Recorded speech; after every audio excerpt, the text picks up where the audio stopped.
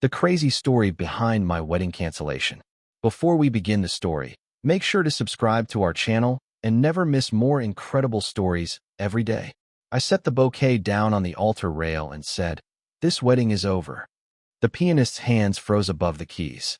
The florist's ladder squeaked somewhere behind the curtain. "My name is Alex. I'm 29, and I planned this day with spreadsheets, color tabs, and an unromantic love for receipts. I know what things cost. I know what it takes to earn them. I also know what it feels like to stand in front of 100 people who paid for flights and hotels and watch their faces rearrange into pity. Money, friendships, favors, years of careful goodwill, piled up like plates I could feel slipping. Elaine, my mother, pressed her pearls with 2 fingers like a panic button. "Alex," she whispered, "don't do this to yourself." Tasha moved in fast, palms out like a traffic cop. "Give her space," she said.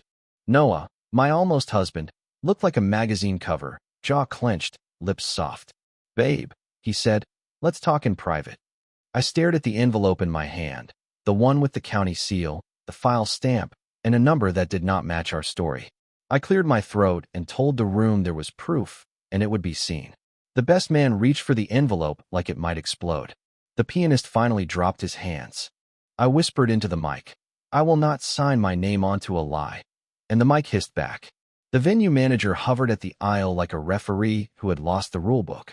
Then Noah leaned close enough that I could smell the cologne I bought him and asked if I really wanted to destroy us forever.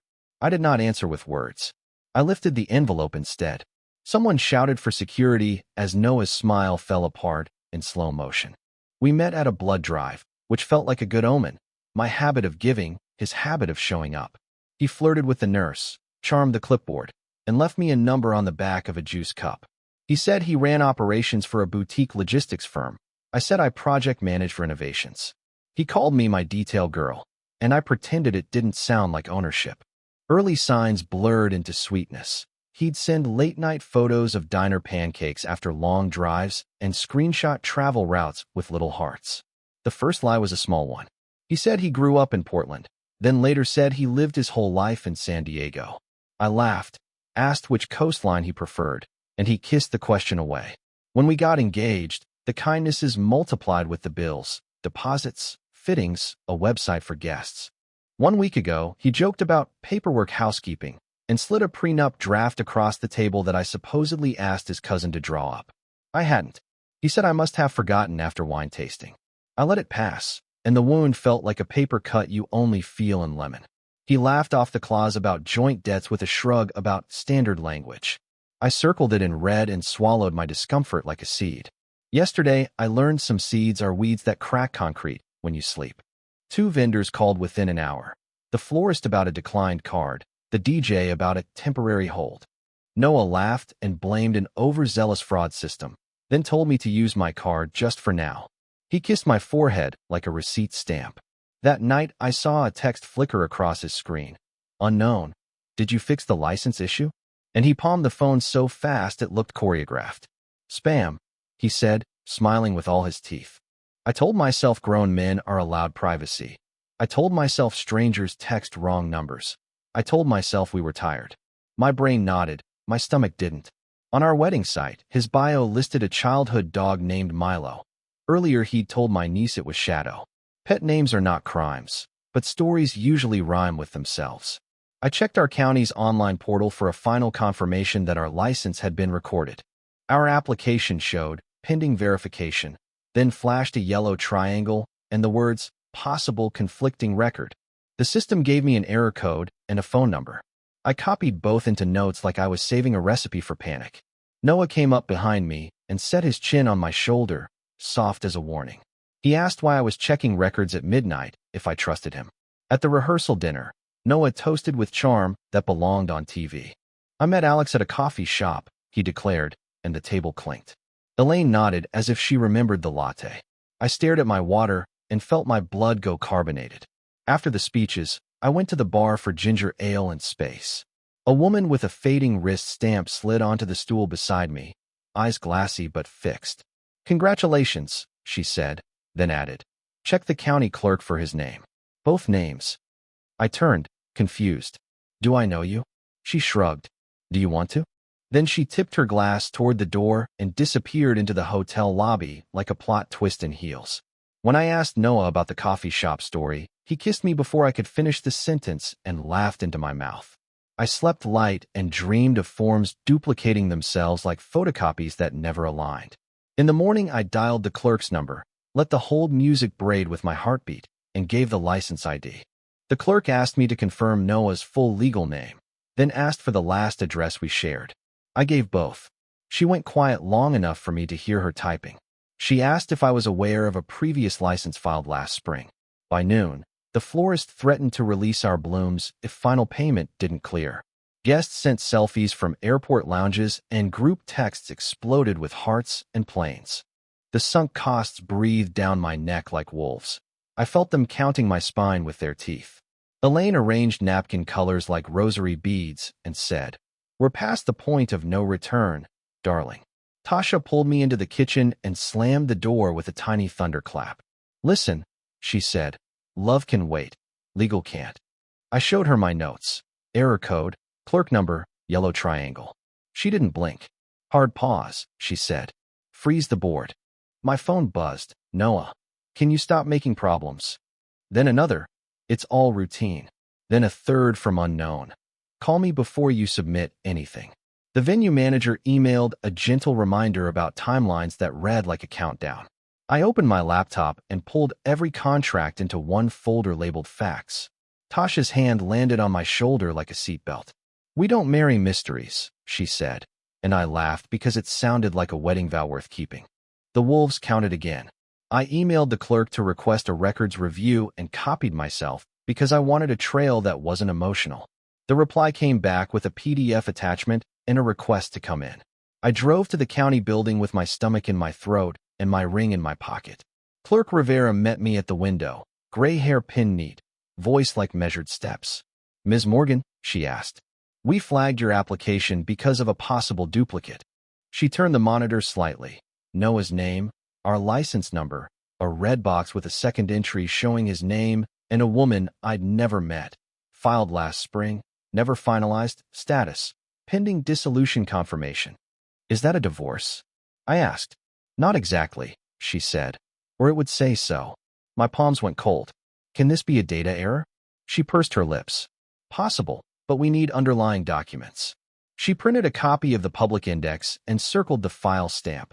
RV, A23-14567. "This number matters." I thanked her, sat in my car, and shook until the air conditioning stopped pretending to help. At home, I opened Noah's shared folder.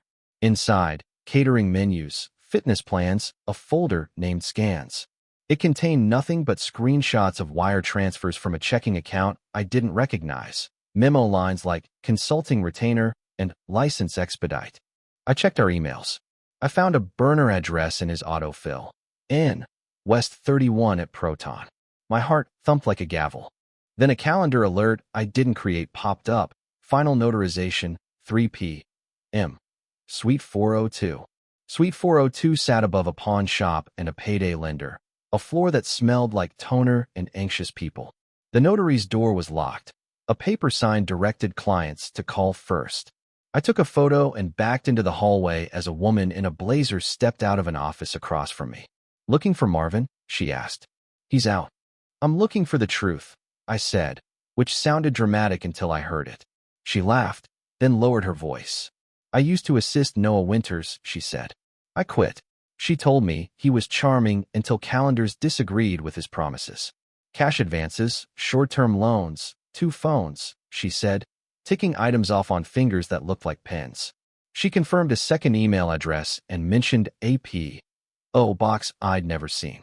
I wrote everything fast, date and time stamped in notes like evidence photos. At the bank, a polite manager explained he couldn't reveal account owners, then explained he also couldn't stop me from reading memo lines aloud from my screenshots and watching for flinches. He didn't flinch. He did suggest I speak to counsel before executing any ceremony. It felt like he'd said, "Don't jump." I looked up our How We Met story again. Every timestamp been around one missing week Noah cannot cleanly explain. The P. Box led to a small stack of forwarded envelopes under Noah's full legal name with a hyphen I'd never seen before. Inside one, a notice from an immigration attorney referencing marital sponsorship, file number MS B19-8821, requesting updated proof of bona fide relationship. Inside another, a letter from a trust administrator referencing marriage trigger disbursements tied to a family instrument, $50,000 upon legal marriage, payable after license verification. Neither letter mentioned me. Both were dated within the past 3 months. I copied the letterheads and photographed the signatures. The immigration letter named a woman I didn't recognize as the beneficiary spouse, which made me feel like cardboard. I stared at our invitations, the gold script suddenly cruel. The what stood bare, another marriage application, potential sponsorship entanglement, and an incentive built like a mousetrap baited with champagne. I still didn't know the why, whether this was panic, debt, or something uglier. But the stakes clicked into focus like reading glasses finally set right. If I signed anything, my name could bracket someone else's legal mess. Also, if the trust paid out on my ceremony, I would be a prop in a transaction. I pressed my palms against the countertop until they hurt. Then my phone lit with Noah's face calling, and I finally pressed decline. I needed proof arranged like furniture, not panic scattered like laundry. I exported the county index entry as a PDF, highlighted the file stamp, and annotated with Rivera's initials. I recorded a call to Noah on my state's one-party consent law line. I asked him, calm, why a spring license existed. He said it was practice paperwork, then switched to anger, then pleaded about clerical weirdness. The recording caught every pivot, the clink of his glass, the pause before the next spin.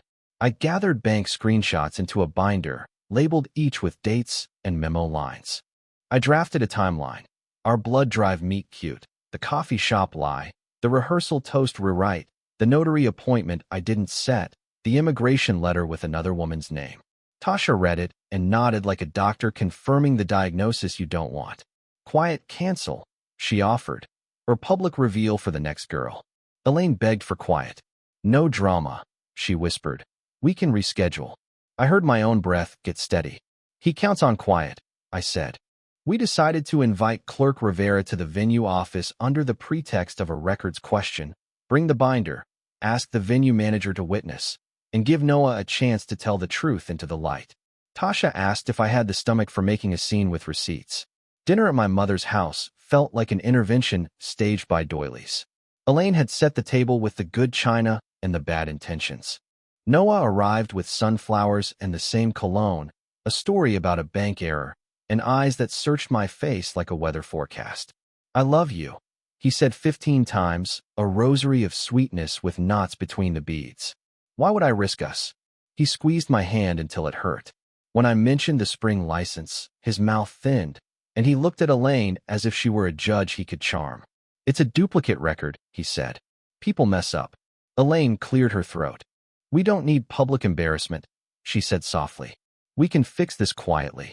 Tasha tapped her glass with a fork. Or we can fix it correctly. Noah's anger flashed then hid, quick as a fish turning in water. You're letting your friend ruin your life, he said. My fork clinked against the plate. Noah, I said, come to the venue office at noon tomorrow. Bring whatever proves me wrong. He smiled like a blade. After he left, I cried leaning against the sink, and Elaine held a dish towel like a white flag. Tasha dried plates like they were evidence. Then Noah texted, cancel the meeting, or I'll cancel the wedding for both us. I confirmed with Clerk Rivera, noon at the venue office, neutral ground, one simple goal, clarify the record. She agreed, professional but kind. The venue manager reserved the conference room and agreed to witness. We prefer clarity too, she said. Tasha arranged the binder like a display case. County index on top, then bank memos, then the immigration and trust letters. We printed the timeline and left blank lines for Noah's explanations. I told myself I would listen. I told myself listening was not the same as surrendering. At 11:58, the door opened, and Noah stepped in with a lawyer I'd never met. This is Mr. Dover, Noah said. We will not be bullied. Rivera introduced herself, calm as a courthouse step. We only need facts, she said, placing her badge on the table. Noah wouldn't sit. Tasha hit record on her phone and set it face down. Dover objected. The venue manager noted this was a private room and we could set house rules. My pulse tried to leave my body. I slid the binder across. Explain the spring filing, I said, and the P.O. box and the payments. Noah smiled like a hostage and said we were done unless I destroyed the evidence. Rivera opened the binder, checked the file stamp, and spoke first. Mr. Winters, the spring record is not a duplicate. It lists a spouse of record with a temporary status and an outstanding request for confirmation. Noah sniffed. Clerical. She slid a printout across, highlighted names and dates. Clerical errors don't sign their names, she said. I laid down the immigration letter. Dover finally sat, scanning fast. This is outside scope, he muttered. The venue manager, voice cool, said, it's very much the scope when a contract hinges on lawful capacity. I placed the trust letter last. Noah's face went sallow. It's not what it looks like, he said, and the sentence sounded rented. Then explain what it is, I said. He blurted it. His cousin's dead, a promise to get married to trigger a payout, a plan to file a quick dissolution with the first woman, then marry me publicly for the Instagram and the reception and the image. Everyone wins, he said, and it broke my last illusion that he knew what winning meant. Elaine, arriving late and breathless, heard enough to sit down slowly and cover her mouth. Don't do this, Noah said to me, voice ragged. Don't make me the villain. He reached for the binder, and Rivera's hand landed on it first, unshakable. The venue manager paused our contract, citing capacity questions. The caterer asked for a statement to release the cake. Social media bloomed with polite concern and aggressive curiosity. My cousin posted a filtered sunset captioned, "Love is messy," which helped no one. I filed a written notice with the clerk's office attaching the index, requesting a freeze on our application pending review. Rivera provided a formal receipt and a safe phrase if I needed to call back. Index discrepancy, RV, a 23-14567. Dover sent an email offering mutual non-disparagement and a proposal to reschedule discreetly. I replied with 2 words, no further. The trust administrator left a voicemail informing Noah that payments were suspended pending contested circumstances. My bank confirmed chargebacks in process for my card. I logged each vendor's policy and accepted what I would lose. At work, I took a personal day and told my team lead the short version. I am not getting married because evidence. He said take 2. Tasha slept on my couch with shoes by the door. Elaine cleaned my counters like salvation might be under the toaster. I cried at 3 a.m., then slept like a coin dropped in a jar. When I woke, my inbox held one subject line from Noah. We can still fix this. I started therapy on Monday with a woman who underlined phrases like sunk cost and coercive urgency. We built a checklist: dispute charges, close shared accounts, written statements only, no meetings without a witness, no midnight reconsiderations. I sent vendors apologies and explanations. Some returned deposits, others didn't. All deserved honesty. I emailed the immigration attorney to clarify I would not be party to any sponsorship and received a crisp thank you and a promise to update the file. Rivera's office confirmed our application was void. Elaine cried while folding a white table runner. Then she breathed differently and said, no drama is often what liars beg for. Tasha framed the timeline printout and wrote at the bottom, we don't marry mysteries. I moved Noah's gifts into a box labeled evidence of learning and slid it onto a closet shelf. The silence in my apartment changed register. It stopped sounding like abandonment and started sounding like room. On Thursday, a letter arrived from the trust administrator confirming Noah's ineligibility for disbursement based on failure to meet good faith conditions. I took a long walk and looked at houses with lights on, families eating pasta, nobody watching me. Then a text from an unknown number asked if I'd talk to the other woman. We met in daylight at a park where toddlers threw crumbs and ducks argued. She was smaller than I imagined and more tired. She'd been promised quick paperwork, a rescue rope out of something I won't narrate for her. She thanked me for canceling what I had canceled. I didn't know about you, she said, and my ribs loosened around my heart. We took one photo together, 2 women not getting married to the same man, and we didn't post it. When I got home, I wrote down what I would have wanted to read a year ago. First, Trust the boring tools, dates, amounts, file stamps, clerk initials. Second, explain processes to yourself like you're 65 and teaching a friend. If you can't say it simply, you don't understand it yet. Third, when someone rushes you through legal, slow down like you've seen fog on a highway. Fourth, there is no refund that compares to quitting before the vow. I set the bouquet in the sink and turned on the water until the stems turned bright again. The apartment felt like a place for one, which is exactly how truth starts.